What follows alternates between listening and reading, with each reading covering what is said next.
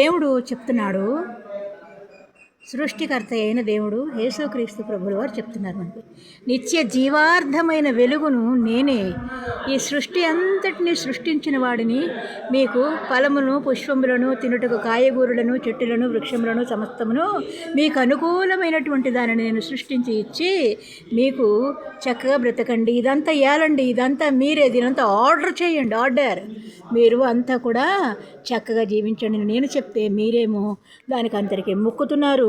మీకు ఇవన్నీ ఇచ్చానే నేను, సంతృప్తిగా సంతోషంగా ఆనందంగా జీవించమని, ఈ భూమిని నిండించండి, ఫలించండి, అభివృద్ధి చెందండి అని నేను చెప్తే, ఇచ్చిన నన్ను మరచి వదిలివేసి మీరేం చేస్తున్నారు, నేను ఇచ్చిన దానిని మటుకు మొక్కుతున్నారు. చెట్టుకి పుట్టకి గాలికి నీటికి రాయికి రప్పకి మీకు ఇష్టమైన వాటన్నిటికీ మరి నన్నేలా మీరు వదిలేశారు అని ప్రభువు అడుగుతున్నారు. ఇచ్చినది నేను కదా అని ప్రభువు మనకి చెప్పుచున్నారు.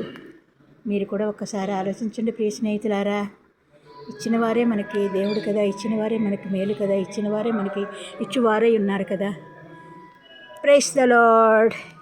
ఆమేన్.